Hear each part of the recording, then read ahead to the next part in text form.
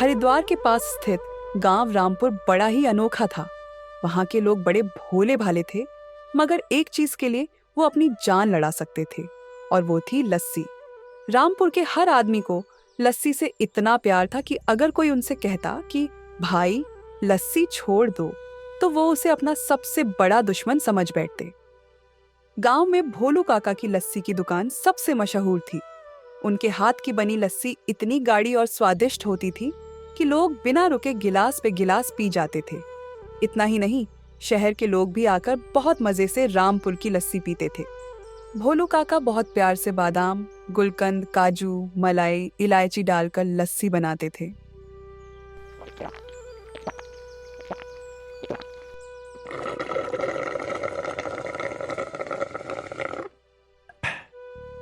भोलू काका, हमें और लस्सी पिलाओ, हमारा मन नहीं भरा। ठीक है भाई, अभी पिलाता हूँ।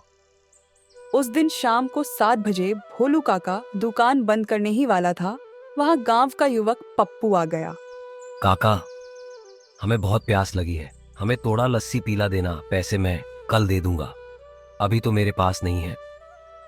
अरे पप्पू, बहुत रात हो गई है, मुझे दुकान बंद करना है, अभी लस्सी नहीं मिलेगी। भोलू काका ने लस्सी देने से इनकार कर दिया।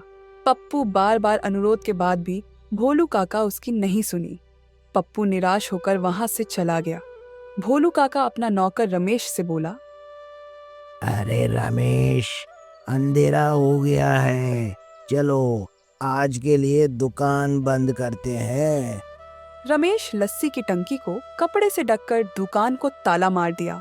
भोलू काका और रमेश दुकान बंद करके अपने अपने घर चले गए। अगले दिन सुबह जब भोलू काका दुकान खोलने आए तो उन्होंने देखा कि लस्सी की पूरी टंकी गायब थी। भोलू काका चिल्लाए, अरे बाप रे, मेरा लस्सी कौन चुरा लिया?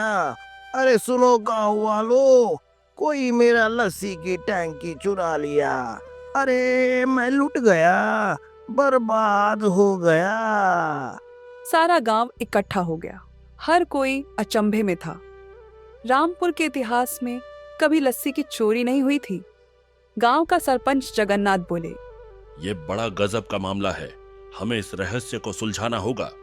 तुरंत रमेश ने बोला, हुजूर, कल शाम को दुकान बंद करने से पहले पप्पू आया था लस्सी पीने के लिए, लेकिन भोलू काका ने मना कर दिया। उसी ने इस चोरी किया होगा।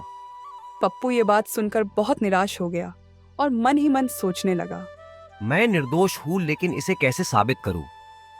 सरपंच जी, यह सरासर झूठ है, मैंने कोई चोरी नहीं की, मुझे 2 दिन का समय दीजिए, मैं जरूर असली चोर को पकड़ूंगा। ठीक है पप्पू, तुम्हें 2 दिन का समय मिल जाएगा, लेकिन अगर तुम असली चोर को खोज नहीं पाए तो तुम्हें 2000 रुपयों का जुर्माना भरना पड़ेगा। उस पैसों से भोलू काका के लिए एक लस्सी की टंकी खरीद कर देंगे। सारे गांव वालों सरपंच का इस फैसला सुनकर अपनी सम्मति जताई। गांव का सबसे चतुर लड़का पप्पू ही था। पप्पू खुद को जासूस समझता था। वह भोलू काका को देखकर बोला, चिंता मत करो भोलू काका, मैं इस रहस्य को सुलझा दूंगा। पप्पू ने सबसे पहले भोलू काका से पूछताछ की। काका, आखिरी बार आपने लस्सी टंकी कब देखी थी? कल रात को जब मैंने दुकान बंद की थी, मैंने खुद ताला लगाया था। पप्पू को कुछ शक हुआ। उसने दुकान का ताला ध्यान से देखा, लेकिन वो सही सलामत था। अगर ताला टूटा नहीं तो फिर टंकी कहाँ गई?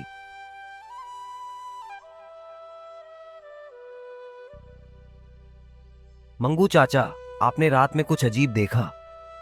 अरे, रात को मैंने कुछ हल्की हल्की आवाजें सुनी थी, जैसे कोई कुछ खींच रहा हो। अब पप्पू को और शक हुआ। उसने गांव में चारों ओर पूछताछ की। तभी उसे छोटू धोबी मिला, जो हमेशा कुएं के पास कपड़े धोता था। छोटू चचा, क्या आपने रात में कुछ अजीब चीजें देखा? भैया, मैंने रात को देखा कि कोई सफेद चीज कुएं के पास थी, मगर मैं डर के मारे पास नहीं गया। अब मामला और उलझ गया। आखिर लस्सी की टंकी कुएं के पास क्यों होगी? पप्पू ने वहां जाकर देखा तो उसे फर्श पर सफेद लस्सी के छींटे मिले। तो इसका मतलब कोई चोर लस्सी की टंकी लेकर यहाँ आया था। लेकिन फिर क्या हुआ? उसी समय कुएं से कुछ अजीब आवाजें आती हैं। ये कैसा आवाज है? जरूर इस कुएं में चोर छुप कर बैठा होगा। मुझे यही कहीं छुपकर इंतजार करके उस चोर को पकड़ना पड़ेगा। पप्पू एक पेड़ के पीछे छुप गया और उस चोर का इंतजार कर रहा था। बहुत देर इंतजार के बाद आधी रात को उस कुएं से एक चुड़ैल बाहर आई। उसके हाथ में लस्सी टैंक था और वह मजे से लस्सी पी रही थी। पप्पू को सारा मामला समझ में आ गया।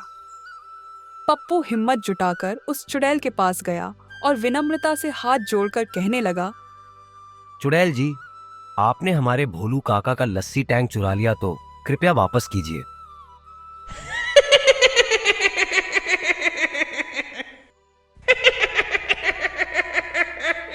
हाँ, मैंने ही उस टैंकी को चुराया। मुझे लस्सी पीने का मन हुआ। मुझे लस्सी बहुत अच्छा लगा। मुझे और लस्सी चाहिए। मुझे हर रोज लस्सी चाहिए। अगर मुझे रोज एक टैंकी लस्सी नहीं मिलता तो इन गांव वालों को एक एक करके कच्चा चबा लूंगी।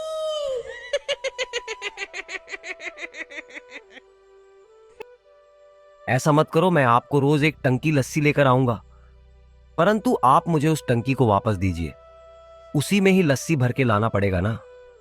यह बात सुनकर चुड़ैल पप्पू को लस्सी की टंकी वापस कर देती है। पप्पू, तुम तुरंत 1 घंटे में मुझे लस्सी लाकर नहीं दिया तो तुम्हें कबाब बनाकर खा जाऊंगी। पप्पू चुड़ैल को अपना सहमति जताकर तुरंत सरपंच के घर पहुंच गया।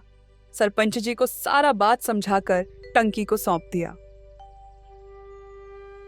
पप्पू तुरंत सरपंच और मंदिर के पुजारी को उस कुएं के पास लेकर गया। पुजारी ने अपने मंत्र शक्ति से उस चुड़ैल को एक बोतल में बंद कर दिया। दूसरे दिन सारे गांव वालों को सरपंच जी चोरी का रहस्य समझाकर पप्पू को निर्दोष घोषित किया। पंडित जी ने बोतल के अंदर फंसी चुड़ैल को मंदिर के पास लेकर गया। गड्ढा खोदकर उसमें उस बोतल और एक मटके में स्वादिष्ट लस्सी चुड़ैल के लिए रखकर दफन कर दिया। पप्पू भोलू काका को लस्सी की टैंक सौंप दिया। भोलू काका टैंक वापस मिलने पर बहुत खुश होकर पप्पू को रोज मुफ्त में लस्सी पिलाने का वादा किया। गांव में फिर से हंसी खुशी का माहौल बन गया और पप्पू अपने जासूसी दिमाग के लिए हीरो बन गया। तो दोस्तों, जल्दीबाजी में किसी पर भी इल्जाम नहीं लगाना चाहिए, पहले पूरी जांच करनी चाहिए। कभी कभी सबसे बड़ा रहस्य वही होता है जहां हम सोच भी नहीं सकते। और हाँ, अगर कोई चुड़ैल भूखी हो तो अपनी लस्सी उससे बचा कर रखना। मित्रों, इस वीडियो आपको पसंद आया तो लाइक और सब्सक्राइब जरूर करना। बहुत जल्द हम एक और मजेदार कहानी के साथ फिर मिलेंगे। जय हिंद।